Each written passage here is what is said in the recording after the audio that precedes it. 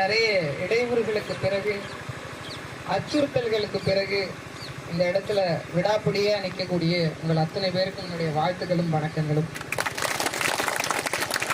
எனக்கு மனசுல ஒரு நிறைவு என்னன்னா, இப்பவாவது நமக்கு இந்த ஒரு விடாப்பிடி, ஒரு விடாமுயற்சி, இந்த அளவுக்கு பிடிவாத குணம் நமக்கு வந்திருக்கு அப்படிங்கிற ஒரு மகிழ்ச்சி இருக்கு. எனக்கு நமக்குள்ள ஒரு எண்ணம் இருக்கு, ஒரு 100 பேர் சேர்ந்து எண்ணத்தை மாத்திர முடியும், ஒரு 200 பேர் சேர்ந்த போராட்டம் எதை சரி செய்யணும், அல்லது ஒரு 500 பேர் சேர்ந்து போராடி இவ்வளவு பெரிய ஒரு நிறுவனத்தை எப்படி நம்ம நிறுத்திட முடியும்ன்ற ஒரு எண்ணம் நமக்குள்ள இருந்துகிட்டே இருக்கும். ஒரு 10 பேர் போனா கூட அதுல ஒருத்தவங்க இருப்பாங்க, ஆமா நம்ம கூடி என்ன பண்ண, என்ன செஞ்சிட முடியும், ஒரு மாவட்ட நிர்வாகம் கூட நிக்குது, ஒரு அரசினுடைய அதிகாரிகள் கூட நிக்கிறாங்க, இவற்றையெல்லாம் தாண்டி நாம் சாதிச்சிட முடியுமா அப்படின்னு கேட்டீங்கன்னா முடியும். முதல் கட்டமாக இந்த சிபிசிஎல் நிறுவனம் இடம் வாங்கும் போது நாம இந்த மாதிரி கூடி நின்று போராடி இருந்தோம் அப்படின்னா, இவங்க நம்மள ஒவ்வொரு முறையும் போராட விட்டுட்டு பேச்சுவார்த்தைக்கு அவங்க கூப்பிட்டுருக்க மாட்டாங்க, நாம கூப்பிட்டுருக்கலாம் பேச்சுவார்த்தைக்கு, இங்கவா இடம் தர்றேன் அதை தரமாட்டேன் அப்படின்னு நாம கூப்பிட்டு. அந்த காலகட்டத்துல நாம கொஞ்சம் கூட அதை சிந்தனையில எடுத்துக்காம இந்த இடத்த கொடுத்தோம். சரி, ஒரு நிறுவனம் பாருங்க, நீங்க இதை புரிஞ்சுக்கணும், அதுக்காக சொல்றேன். ஒரு சிபிசிஎல் நிறுவனம் தொடங்கப்பட்டது 1 மில்லியன் மெட்ரிக் டன் அளவிற்கான கச்சா எண்ணெய்களை பிரித்து கொடுப்பது. அதுக்குதான் இந்த நிறுவனம். இதுல பெரிய கொடுமை என்ன அப்படின்னா, இந்த ஓஎன்ஜிசி இருக்கு பாருங்க, இந்திய அரசாங்கத்துடைய நிறுவனம், அது குழாய் போட்டு எண்ணெய் கழிவுகளை எடுக்கும். அதை எடுக்கிற வேலையை மட்டும்தான் ஓஎன்ஜிசி பண்ணும், அதை பிரிக்கிற வேலையை இந்த சிபிசிஎல் நிறுவனம் பண்ணும். இது 1 மில்லியன் மெட்ரிக் டன் அளவுக்கு தான் அனுமதியே கொடுக்கப்பட்டுச்சு. ஆனா சிபிசிஎல் நிறுவனத்துக்கு அந்த 1 மில்லியன் மெட்ரிக் டன் அளவிற்கான எண்ணெய் கச்சா கழிவுகள் கிடைக்கவே இல்லை. வெறுமனே 1/2 மில்லியன் மெட்ரிக் டன் தான். அதாவது 1 மில்லியனுக்கு வாங்கி 1/2 மில்லியன் தான் கிடைக்குது அவங்களுக்கு, அதுல பாதி தான் கிடைக்குது, முழுசா கிடைக்கல. அதை பிரிச்செடுக்கிற வேலை செஞ்சுக்கிட்டு இருக்கும் போது திடீர்னு 10 மில்லியன் மெட்ரிக் டன்னுக்கு ஒரு அனுமதி வழங்கப்படுது. அதற்கு மத்திய அரசாங்கத்தால ஐயா மோடி அவர்கள் ஒரு திட்டத்தை, ஒரு நிதியை பெருமளவில் ஒதுக்கீடு செஞ்சு 10 மில்லியன் மெட்ரிக் டன் சொல்றாங்க. இன்னொரு பக்கம் அதிமுக ஆட்சி காலத்துல இது பாதுகாக்கப்பட்ட வேளாண் மண்டலமா அறிவிக்கப்பட்டுச்சு.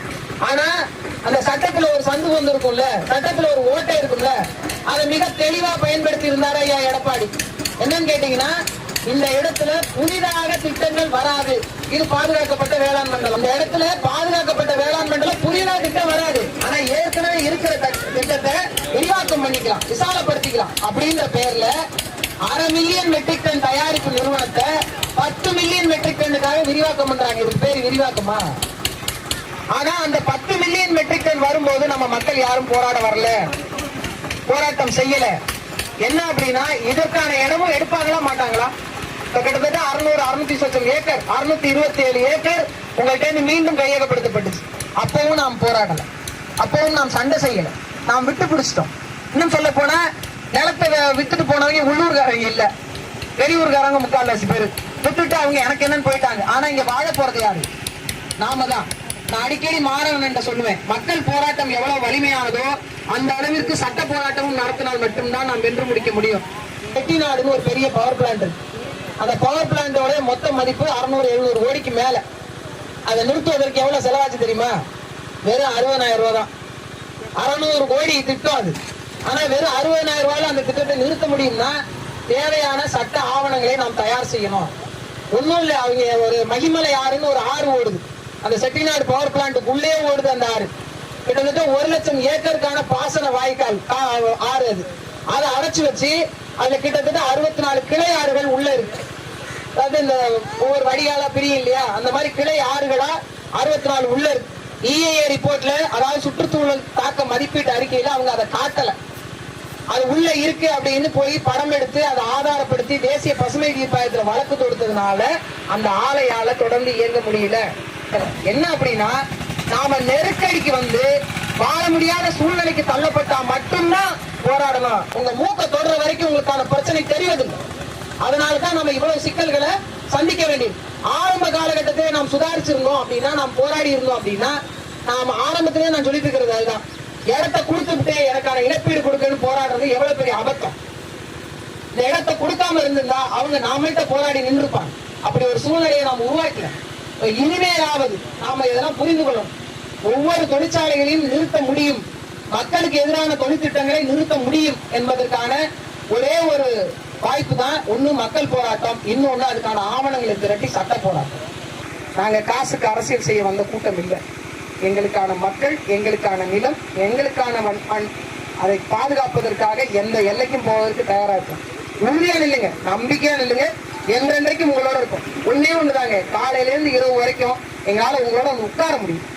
ஆனா என்றைக்கு இருந்தாலும் எங்களுடைய எண்ணம் முழுக்க அந்த பரவலை சுற்றியே தான் இருக்கு. தினசரி அழைப்பெடுத்து கேட்டுக்கிட்டே இருக்கும். ஏன்னா அவர் அழைப்பெடுத்து எனக்கு சொல்லிட்டே தான் இருக்காரு, நீங்க என்ன நடக்குது, யார் வந்தாங்க, எந்த பேச்சுவார்த்தை கூப்பிட்டாங்க. அன்னைக்கு கலெக்டர் ஆபீஸ்க்கு வர சொல்லும் போது கூட நான் கேட்டேன், என்ன சொல்லியிருந்தா நாங்க ஒளியாந்துருப்போம்லன்னு அப்படின்னு.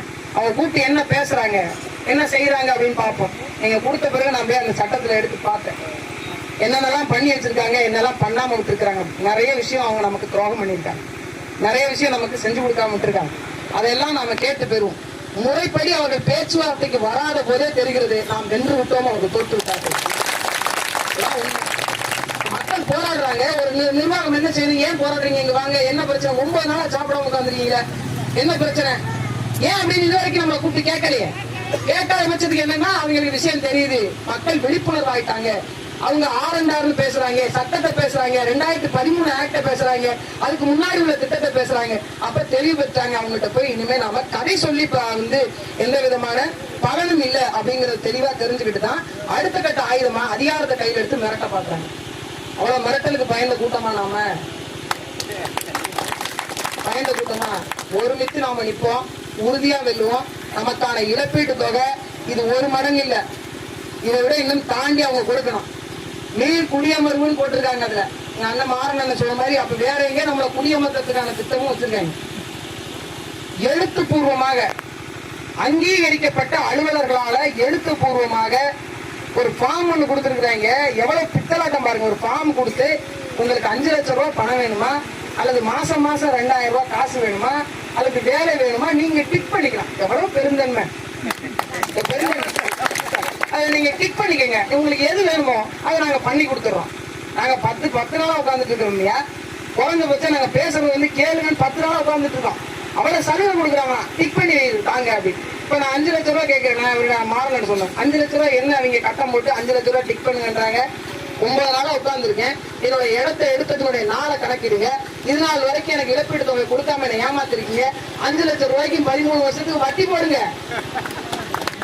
ஏன் என்ன, எனக்கு அன்னைக்கு 5 லட்சம் ரூபாய் கொடுத்திருந்தா அதோட மதிப்பு என்ன, இன்னைக்கு 5 லட்சம் ரூபாய் கொடுத்து எல்லாத்தையும் சேர்த்து எனக்கு வர வேண்டிய உரிய தொகையாக ஒருத்தருக்கு தலா 25 லட்சம் ரூபாய் நீங்க கொடுங்க. எல்லாத்தையும் கணக்கிடுங்க. இன்னைக்கு 10 மடங்கு ஆயிடுச்சுங்க. நம்மள வச்சிருக்கிற தொகை இன்னைக்கு 10 மடங்கு. அப்படி பார்த்தா எனக்கு 10 மடங்குன்னா நீங்க 50 லட்சம் போகணும். நான் பாதி தான் கேட்கறேன், 25 லட்சம் கொடுங்க. இந்த 5 லட்சம் ரூபாய் டிக் பண்றதை அடிச்சுட்டு பக்கத்துல 25 லட்சம் நாம எழுதுவோம். ஏன்னா அது கவர்மெண்ட் ஃபார்ம் ஒண்ணும் கிடையாது. நீங்களா பிரிண்ட் எடுத்துட்டு வந்து டைப் பண்ணி பிரிண்ட் எடுத்துட்டு வந்து நம்மகிட்ட ஏமாத்தி இருக்காங்க. நான் கேட்டேன், என்னங்க சீல் இல்ல, ஒரு அதிகாரியுடைய கையெழுத்து இல்ல, ஒண்ணுமே இல்லை அப்படின்னா என்னுடைய போட்டோ ஒட்டி கையெழுத்து வாங்கி ஒரு ஃபார்ம் இவங்க ரெடி பண்றாங்க. அப்ப என்னன்னா இவங்க கையில தான் எல்லாமே இருக்கு. இவங்க யாரையும் கேட்டு செய்யணும்னு அவசியம் இல்லை. இப்ப இதை தயார் பண்றாங்கன்னா யார் கையில இருக்கு, அப்ப அவங்க கையில தான் இருக்கு. அது சரி பண்ணி கொடுக்கணும் அப்படின்னா நாம விழிப்புணர்வோடு இருக்கணும். ஒட்டுமொத்தமாக நமக்கு இருக்கக்கூடிய பெரும் வாய்ப்பு உழைப்புன்னா ஒற்றுமை தான். நாம ஒன்னா இருக்கிற வரைக்கும் நம்மள ஒண்ணும் செஞ்சிட முடியாது. சரியா? அதனால உடனிருப்போம். நாங்க எந்த வகையிலும் கவலைப்படாதீங்க. இந்த மண்ணில நமக்கான உரிய இழப்பீட்டு தொகை நாம் கேட்கின்ற கோரிக்கைகள் நிறைவேற்றப்படாம இந்த மண்ணில ஒருத்தர் கால் வைக்க முடியாது என்ற எச்சரிக்கையோடு விடைபெறுகிறேன். நன்றி, வணக்கம்.